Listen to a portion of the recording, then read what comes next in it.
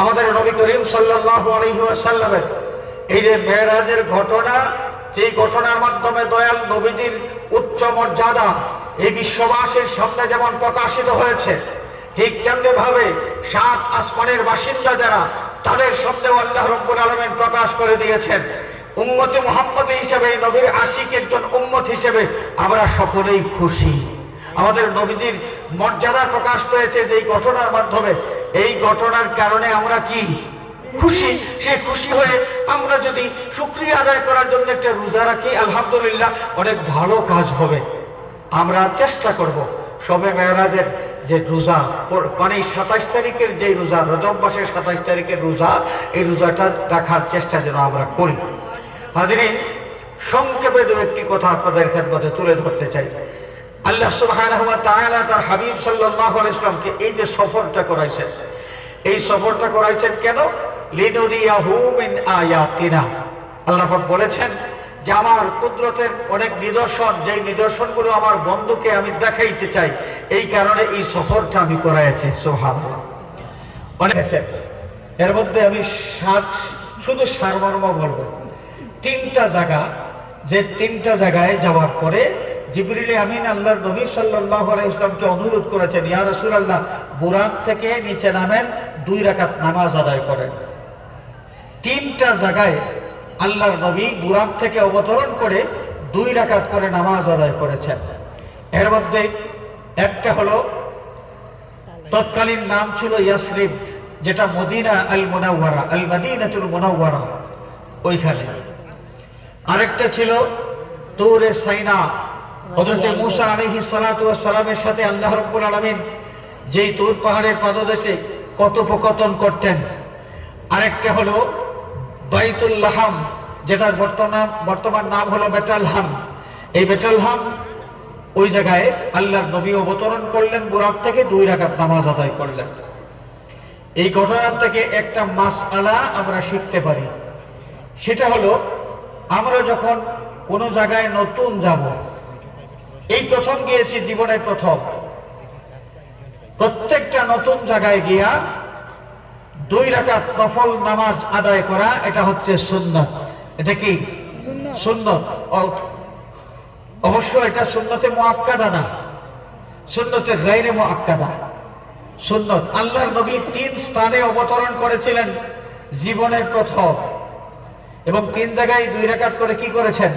নামাজ আদায় করেছেন। সুতরাং আপনি মনে করেন আপনার দেয়াইর বাড়ি কোনোদিন যান নাই, প্রথম গিয়েছেন, প্রথম যেদিন গেলেন, প্রথম যাওয়া হিসাবে 2 রাকাত নামাজ আদায় করা, এটা হচ্ছে সুন্নাত। তবে মনে রাখতে হবে, মকরুহ ওয়াক্তে যেন না হয়। সুন্নাত আদায় করতে গিয়ে যদি মকরুহ ওয়াক্তে আবার নামাজ শুরু করে দেন, তাহলে হবে না। 2 নম্বর বিষয়, আল্লাহর নবী সাল্লাল্লাহু আলাইহি ওয়াসাল্লাম ইরশাদ ফরমান, লাম্মা উসরিয়া বি মারারতু আলা কবরি মূসা ফারাআইতুহু ইউসাল্লি কাইমান। মেরাজ রজনীতে যখন জমিনের সফর আমি করি, আমি দেখলাম যে সাইয়্যিদুনা মূসা আলাইহিস সালাতু ওয়াস সালাম তার কবর শরীফের মধ্যে দাঁড়াইয়া নামাজ আদায় করতেছেন। সুবহানাল্লাহ। মূসা আলাইহিস সালাম আমাদের নবীজির প্রায় 1500 বছর আগে দুনিয়া থেকে বিদায় নিয়েছেন। কত আগে তাকে তিনি কবর দেশে চলে গিয়েছেন, অথচ আমাদের নবীজি দেখলেন যে মূসা আলাইহিস সালাম তার কবর শরীফের মধ্যে দাঁড়াইয়া নামাজ আদায় করতেছেন। তাই মূসা আলাইহিস সালামের দেহ, এটা কি পচে গলে মাটির সাথে মিশে যায় নাই? না। এই ঘটনা প্রমাণ করে যে মূসা আলাইহিস সালাতু ওয়াস সালামকে যদিও দফন করা হয়েছিল প্রায় 1500 বছর আগে, কিন্তু তার এই দেহ মুবারক অক্ষত, সেই দেহের মধ্যে প্রাণ আছে এবং জীবন্ত অবস্থায় তিনি নামাজ আদায় করতেছেন। তিনি নবীরা জিন্দা, নবীরা কি জিন্দা। মূসা আলাইহিস সালাম যদি জিন্দা থাকেন, তাহলে ইমামুল আম্বিয়া নবী, ইমামুল আম্বিয়া নবী, সাইয়্যিদুল আম্বিয়া নবী, তিনিও তার কবর শরীফের মধ্যে কি আছেন? জিন্দা আছেন। 3 নম্বর, কিছু দূর যাওয়ার পরে দেখা গেল একজন বুড়ি একদম 1 পা কবরে চলে গেছে। এইভাবে বুড়ি অনেক অনেক বয়সের ভারে একদম নয়ে গেছে, জীর্ণ শীর্ণ অবস্থা। সেই বুড়ি আমার নবীকে দেখার পরে ডাক দিল, বুড়ি যখন ডাকলো, জিবরিল আমিন বলেন, ইয়া রাসূলুল্লাহ, আপনি ডাক শুনবেন না, চলেন, এখানে থামবেন না। নবীজি ওই বুড়ির ডাক শুনলেন না, আরো সামনে গেলেন। আরো সামনে যাওয়ার পরে আরেকজন বুড়া মানুষ, সে ডাক দিল, হালুম্মা ইয়া মুহাম্মদ, মুহাম্মদ আমার কাছে আসো। জিবরিল আমিন বললেন, ইয়া রাসূলুল্লাহ, আপনি ডাক শুনবেন না, সামনে চলেন। নবীজি সামনে চললেন, ডাক শুনলেন না। কিছু দূর যাওয়ার পর দেখলেন তিনজন মানুষ দাঁড়িয়ে আছেন। একজন সালাম দিছেন, আসসালামু আলাইকা ইয়া আউয়ালু। আরেকজন সালাম দিছেন, আসসালামু আলাইকা ইয়া আখিরু। আরেকজন সালাম দিছেন, আসসালামু আলাইকা ইয়া হাশিরু। জিবরিল আমিন বলেন, ইয়া রাসূলুল্লাহ, এদের সালামের জবাব দেন। আল্লাহ নবী সালামের জবাব দিলেন। এই যে প্রথমে দেখলেন জীর্ণ শীর্ণ বুড়ি, এই বুড়িটা কে ছিল? জিবরিল আমিন বলেন, ইয়া রাসূলুল্লাহ, যেই বুড়ি আপনাকে ডাক দিয়েছে এটা হচ্ছে দুনিয়া। এই বুড়িটার হায়াত যেমন একদম শেষ পর্যায়ে, ঠিক তেমনি ভাবে এই পৃথিবীর স্থায়িত্ব আর বেশি নাই। এই পৃথিবী আর বেশি দিন টিকবে না। এই বুড়ির ডাক শুনে যদি আপনি তার কাছে চলে যেতেন, তাহলে দুনিয়ার দিকে আপনি বেশি মাইল হয়ে যেতেন, দুনিয়ার দিকে আপনি আকৃষ্ট হয়ে যেতেন। হাজিরিন কেরাম, দুনিয়ার প্রতি আকর্ষণ আমাদের আছে কি নাই? আছে কি নাই? আছে তো, আছে। রাসূলুল্লাহ সাল্লাল্লাহু আলাইহি ওয়াসাল্লাম ইরশাদ করেছেন, আমার উম্মতেরা, তোমরা দুনিয়া থেকে বিদায় নেবে। দুনিয়ার থেকে বিদায় না, সরি, আমি পৃথিবীর থেকে বিদায় নেব। আমি পৃথিবীর থেকে বিদায় নেওয়ার পরে তোমরা যে ইসলাম ধর্ম ত্যাগ করে ইহুদি হয়ে যাবে, খ্রিস্টান হয়ে যাবে, বৌদ্ধ হয়ে যাবে, জৈন হয়ে যাবে, এই ডর আমি বেশি ডরাই না। তার চাইতে বেশি ডরাই আমি কোনটা? ওয়ালাকিন্নী আখশা আলাইকুমুদ দুনিয়া আন তানাফাসুহা। আমি দুনিয়ার ভয় বেশি করি, যে তোমরা দুনিয়ার জন্য এত বেশি পাগল হয়ে যাবে যে কার চাইতে কে বেশি দুনিয়া কামাই করতে পারো, এই প্রতিযোগিতায় নেমে তোমরা আল্লাহ ভুলে যাবে এবং হালাল হারামের তোয়াক্কা না করে দুনিয়া কামাই করার প্রতিযোগিতায় তোমরা নেমে যাবে। আমাদের বর্তমান যুগে তাই চলছে। কি দু একজনের ঘরে যদি দুইটা এসি লাগানো থাকে, তাহলে আরেকজন বলবে, আমার ঘরে আমি 8টা এসি লাগাবো, প্রত্যেকটা রুমে রুমে একটা করে এসি লাগাবো। একজন যদি 3 কোটি টাকা দামের গাড়ি চড়ে, আরেকজন সে প্ল্যান করবে যে আমার গাড়িটা হবে আরো বেশি দামি, 5 কোটি টাকার গাড়ি আমি ব্যবহার করব।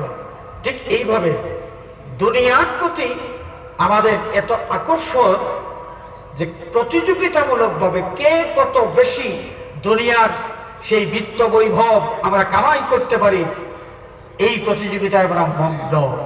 শেষ ফলে কি হয়েছে? আমরা আল্লাহ ভোলা হয়ে যাই। সব মানুষ না, অধিকাংশ ক্ষেত্রে তাই হয়। এটা কিন্তু সৃষ্টিগত বৈশিষ্ট্য। দুনিয়ার প্রতি মানুষের টান থাকবে, সৃষ্টিগত একটা বিষয়। কেন জানেন?